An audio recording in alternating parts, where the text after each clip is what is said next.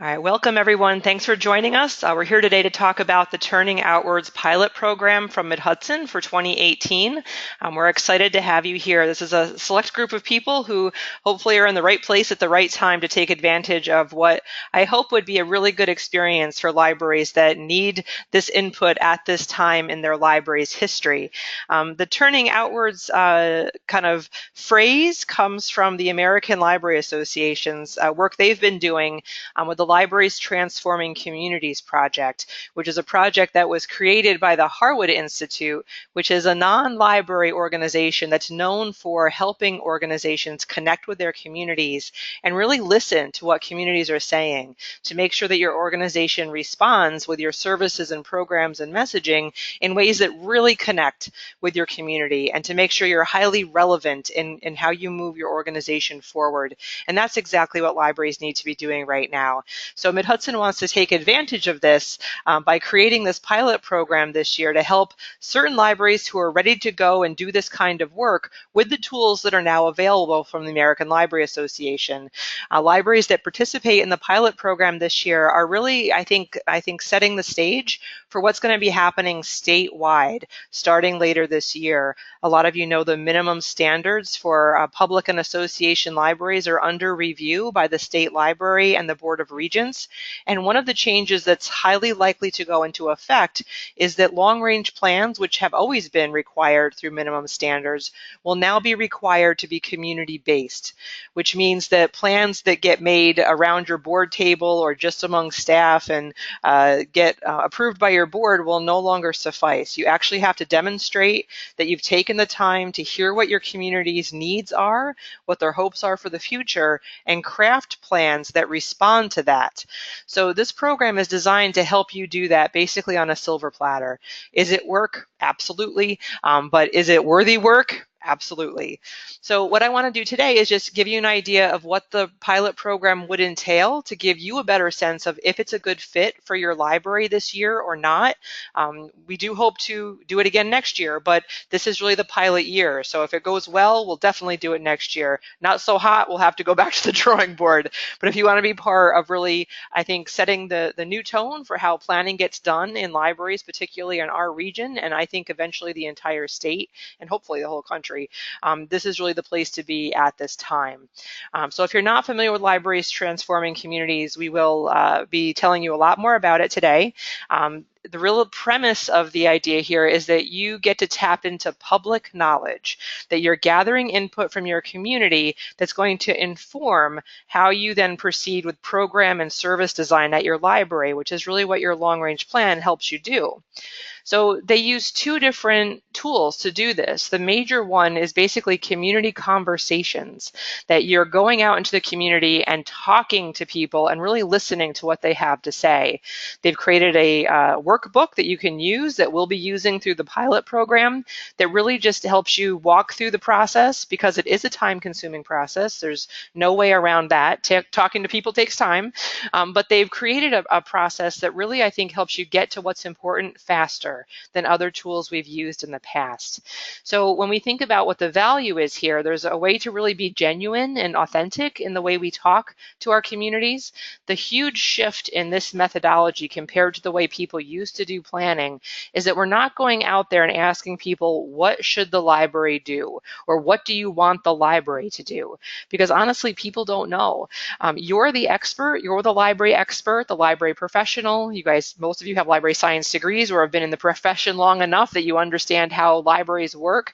And your public is really not experts in how the library works. They're experts in living their life and helping their family and helping their neighbors make the world a better place. So that's the information you really need to tap into. And that's what this process helps you do.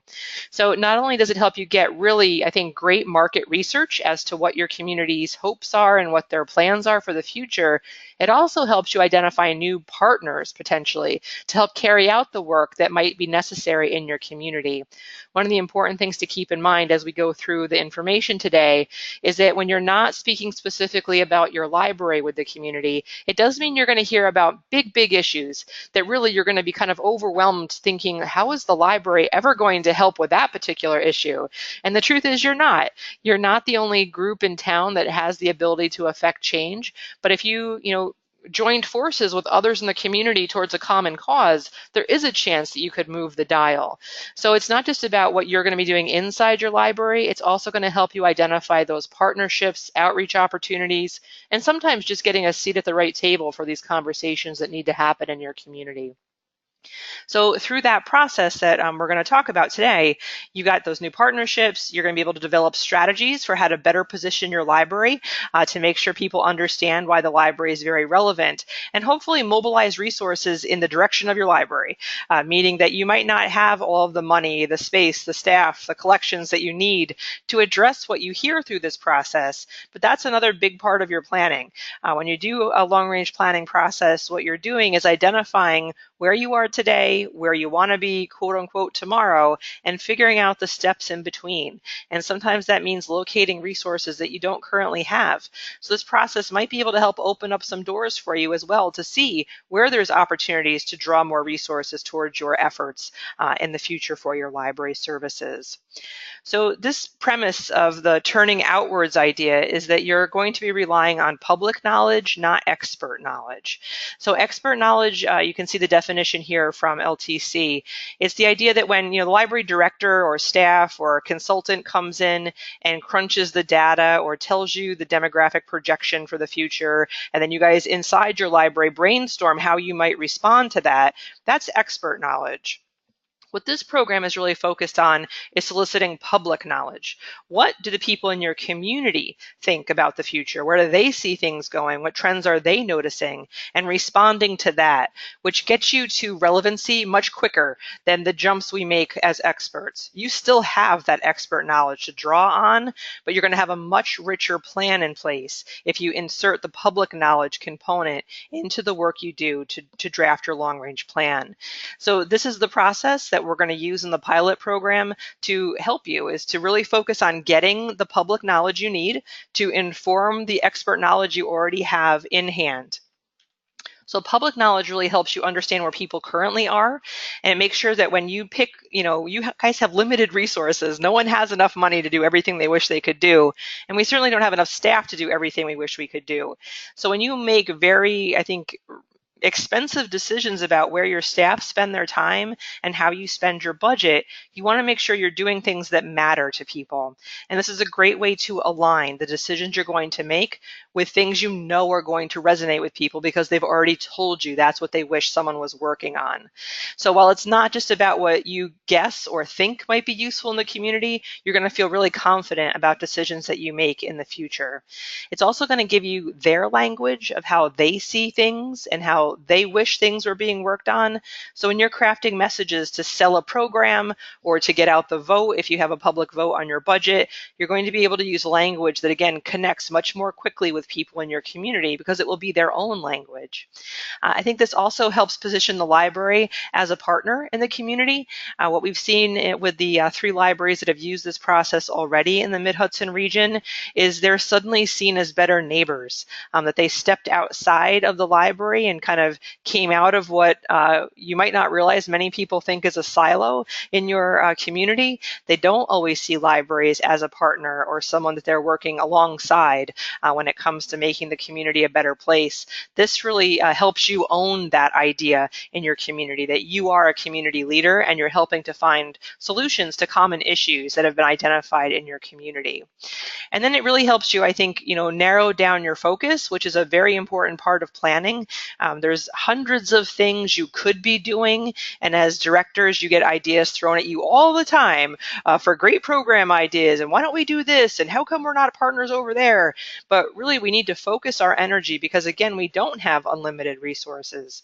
So this process is designed to help you identify common themes that you hear in a variety of areas of the community. So it's not just one person telling you or one group telling you what to do. You're able to extrapolate information across different different groups in the community to really find those threads, and perhaps we could call them themes, that your library wants to respond to for maximum impact in your community. And that then helps you really have answers when people come to you and ask you, why aren't you doing this? Or can we please do this? And you can say, well, hey, does that really fit with the goals our community has for itself? And if it does, awesome. If not, maybe that's something for another organization to take on. And I think this whole process really works to make your own work feel more relevant because you feel like you're moving the dial on important things.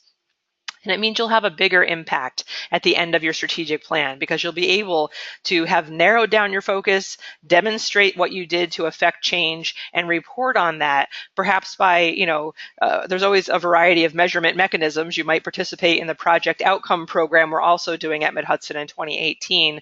But again, I think it helps you define success and what it looks like when you're more focused on the outcomes that you're hoping to see. So if you can tie those outcomes back to what the community told you is relevant, you've got a golden strategic plan.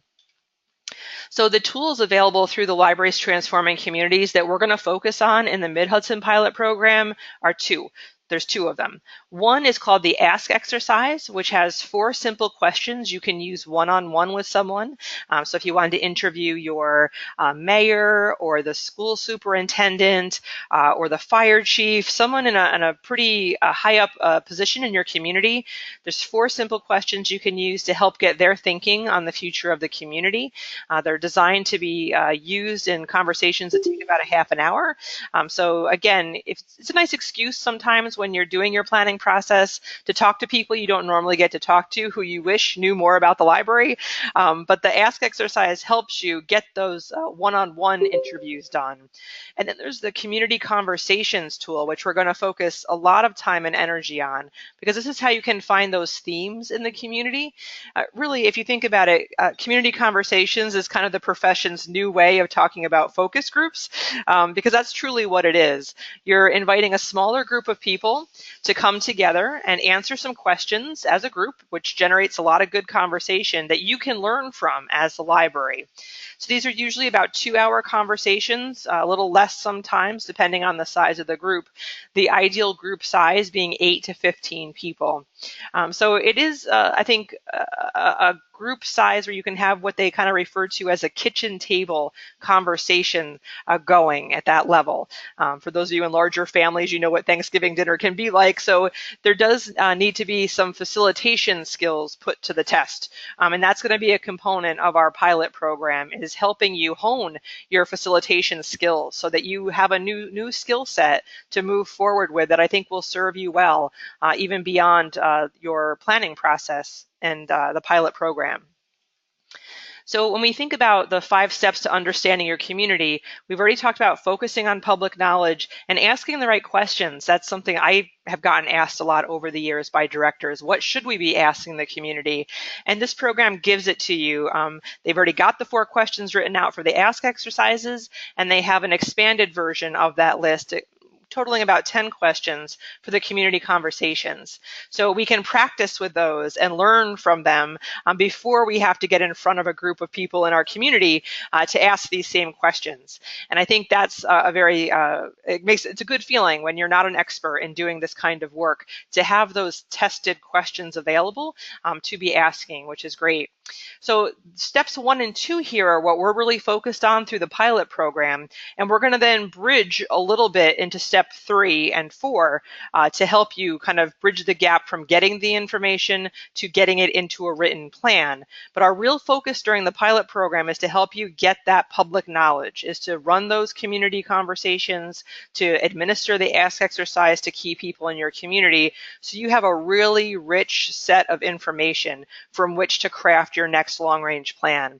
We'll have a little bit of time at our second in-person get-together, and I'll show you the timing for all of that in a minute, to talk about how do you take what you heard and group it into those themes that you can then respond to and create your service responses to in your plan of service. So again, the real emphasis of the pilot program is the focus on public knowledge, asking the right questions, and getting that body of information you would need to then move forward with. So the pilot program is going to introduce you to the workbook, the ask exercise, the community conversations. We're going to take some time to help everybody learn, if you haven't had the chance before to do facilitation, some of the key aspects of being a successful facilitator. For those of you who have been in a meeting with a good facilitator, you know it. Sometimes you might know it more when you're in a meeting with a bad facilitator, someone who doesn't manage the space and doesn't manage the time well. There's a fantastic set of resources we're going to be using to help each of you practice your facilitation skills, which is going to serve you really well, particularly for directors when it comes to managing staff meetings and board meetings. So I think it's a skill set every director needs to brush up on anyway. So we thought that'd be a valuable addition to the pilot program, because I think it's tough when someone throws you in the deep end with something like this. So we want to make sure we're supporting everyone in that. We're going to, working together, create an action plan for your library. So you'll have the chance to really think through your timeline, who it is you want to talk to, what your strategy is for getting people in the room, either face-to-face with those one-on-one conversations, or what your strategy is going to be to do the community conversations. We'll have a chance to think through where you're going to have the meetings, who's on your team to administer this kind of stuff, how you're going to manage the data that you bring in through the process.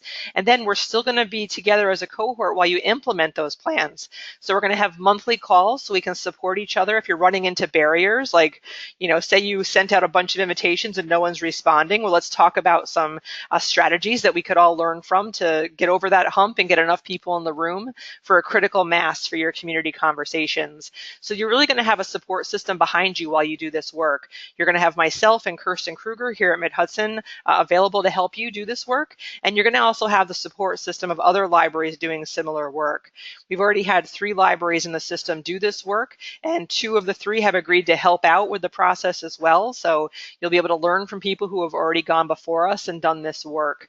For the people who have gone ahead of us and done this work already, like the Garrison and Mayapack libraries, they definitely took one for the team, learning their way through the workbook, and I was privileged enough to help them do that work. So we can really help you avoid some of the pitfalls they learned about along the way, and we can all share best practices that we figure out as we move forward, which is going to strengthen everyone's results at the end of the day. So what we're looking at in terms of a timeline is we'll be going for most of the year, actually, January through November. In January here, we're doing the webinar and giving you guys a chance to learn more about the work we're going to do over the year. You're able to self-nominate if you're interested in doing this work, because really only you know if you have the capacity to do this work this year or not. I don't know if I can tell you the answer to that, but I can certainly help you walk through the questions to figure it out. I'm happy to do that. But by the end of this month, we'll have asked libraries to self-nominate. In February and March, libraries that are participating are going to have some homework to do with your teams back at your library, some things that are going to get you ready and in the right mindset to do this kind of work. And then on March 29th, we're going to have a full day in-person event at Mid-Hudson where you and your teams come to the auditorium and we really dig into this work. We really take a look at the workbook. We're going to be practicing those facilitation skills. We're going to start your action plan and draft that. While you'll have time to work with your own team, we'll be able to fine tune it a bit while you're in the room so you can learn from each other and borrow each other's best ideas. And then we're going to have a deadline and hold you to it for your action plans. As we've all learned over years as you do project management, that if you don't have a firm deadline, sometimes stuff just does not get done. So part of the structure of this is to help you make sure things get done in a timeline that's going to help you get to the information you need to inform your next long-range plan. And then May through August is when you'll have the time to hold your community conversations or do your one-on-one ask interviews. During your action plan exercise, you're going to be identifying a target number of people to speak with. So while May through August might seem like a long time, once you realize how much work it is to get people in a room together or to take the time to do the one-on-one interviews, you'll be grateful that we've given you that kind of chunk of time to do things. All throughout that time, you'll see the last bullet there. We're going to have online support meetings. So if you're running into trouble or you need some advice or you need us to brush up on something with a facilitation once again, you'll have support all along the way. And then we're going to come back together in September to report on what we learned through each library's community conversation process and talk about how to translate what you learned into those themes that you're going to need to craft your long-range plan around. And at that point, I think you're going to be in a really really strong position to write a strategic plan that really responds to what you heard in the community, and it's going to result in a plan you're going to be very proud to share with the people who helped you craft it, both the people that participated in your community conversations as well as the leaders in your community who are doing other good work, like your school superintendent and mayor, and all the people who work hard to make your community a good place. And that's the ultimate goal. You don't have to have your whole plan written in September. In fact, I don't think that's advisable. What we'll do in September is really find those themes that have emerged through the work that you've done that you can then work to write your plan around. So if you're thinking, am I a good candidate or not for this pilot? These are some things that I think would tell you if this is a good year for you to jump in on this or not. If you've got a long-range plan that is about to expire, and let's be honest, some of them are already expired, which would put you, again, in a good position to do this kind of work now, since you're required to have a current long-range plan through the minimum standards for public libraries in New York State. It'd be really helpful if your board had already started talking about how to create their plan. Because this is an exercise that does mean you need trustee involvement. This is really a joint project of the staff, director, and trustees. So if your board has already been talking about, how are we going to have a new long-range plan in place? How are we going to do that community input thing Rebecca talked about at the Trustee Essentials Workshop? This is great that you could come back to them and say, hey, remember we were talking about this? There's this pilot program we could take part in. It would really help us do that work we need to do to have the strongest long-range plan possible. If you already have a planning committee, that's another really strong sign that you're in a good position to do this work. Our recommendation is that you have a team of at least 4 people who are committed to participate in the program, meaning you can come to both of the in-person meetings, and I'll send you those dates right after the workshop so you've got them right in front of you. But what we're looking for is you to have a team experience at those meetings so that you're all in on learning the facilitation skills, writing the action plan and the timelines associated with that, and that you have a team that can implement this work as you go forth. I will be very blunt and tell you as a director, you cannot do this by yourself. You absolutely need help. You should not try to do it by yourself. So if you don't have buy-in from the board and a planning committee just yet, this might not be the year for you. So in terms of expectations, as we mentioned, we'd like to see your team attend both in-person meetings on March 29th and September 21st. We're looking for each team to conduct at least 5 community conversations. If you could do more, that would probably be great, but we certainly don't want to overtax people or freak you out. But we do think if you're not doing at least 5 and hitting that target of 8 to 15 at each of them, you're probably not going to get that critical mass of information that you would need to honestly say you were identifying themes in the work that you're doing through this process. We're going to expect at least the director to participate in the online check-ins. So it's not just me by myself or one other director. I think we really want to create a support group for ourselves here with people doing similar work. I always find that directors really appreciate hearing other directors are going through the same things they are, or that they're not the only ones having an issue with something. And you guys are all so smart and so clever. When you share the solutions you come up with, that always benefits the collective. So we really encourage at least one person from your team participating in all online check-ins. And we really want to see that you're willing to share this experience after the program with other libraries. Good, bad, and ugly. It's always a learning experience so that the next libraries that have to do this kind of work can benefit from the work we do here together this year. So when we think about what you're going to need, your kind of shopping list here of things, I think we've made it clear you need some time this year in terms of your capacity. Can you carve out the time to do this kind of work this year? It does take time to get people in a room for those community conversations. So you're going to need to persevere in your invitation strategies and be persistent with some people and have a good sense of humor through the whole thing, because God knows no one likes working with someone who doesn't have a good sense of humor on this kind of stuff. So I think those are kind of the soft skills that we're looking for in terms of materials and equipment that you need. You're definitely going to need some flip charts and flip chart paper and markers, but everything else is really people power. The time that you will take to craft invitations and do interviews and run those focus groups and collate the information that you get through those focus groups, or community conversations. So I want to open up the floor to questions that you might have about the program. You're welcome to unmute yourself at this point. Let's see. I think Kirsten will help me do this. So if you have any questions, you're welcome to, again, unmute yourself and ask them. You can also use the chat box to ask questions.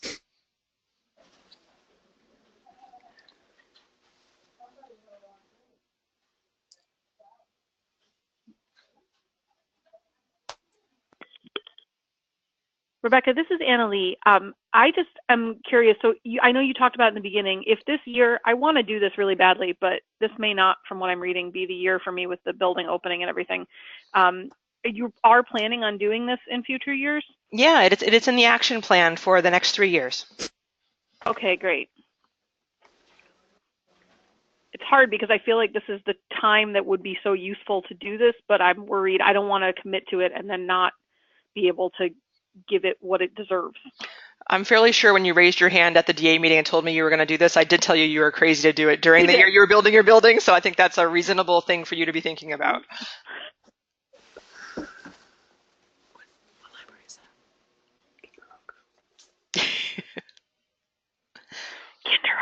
Thank you.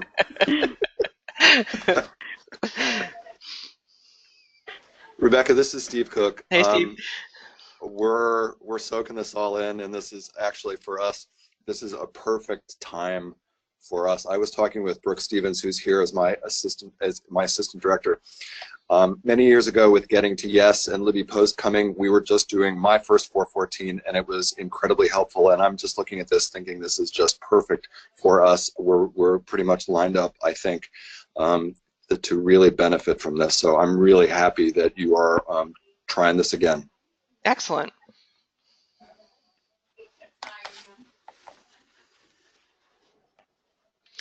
All right, well, I'm not seeing questions come through the chat. You guys definitely know where to find me if you have other questions. We are going to set a deadline for letting us know if you want to be involved in the program, and I'm going to email this to you so you can just click on the link. Very simple form that gives me the primary contact person for your team and just an acknowledgement that you understand the commitment that we're making and doing this. And I'll make sure you have the dates that we talked about for the in-person meetings as well. So again, thank you guys for joining and taking the time to really understand what the project is all about. We wanted to make sure we had realistic expectations for everyone before you jumped in to do this. Again, we don't want to make light of the commitment that it is, but we also think it's some of the best time you will spend working with your trustees on a joint project. Many of you know I've done strategic planning with libraries for close to, 12 years now.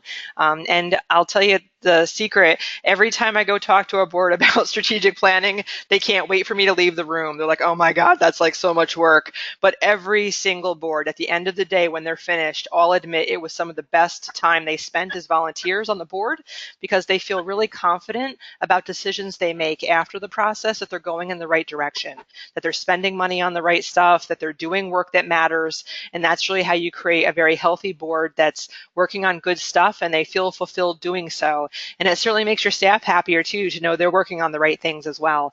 So while it is a lot, we're not going to lie that it's work, but we think it's really good work that's going to pay off for your library. So if it's the right year for you, let us know. And if not, keep it in mind for a future year. Thank you. Thanks, Rebecca. You're welcome. Thanks, Kirsten.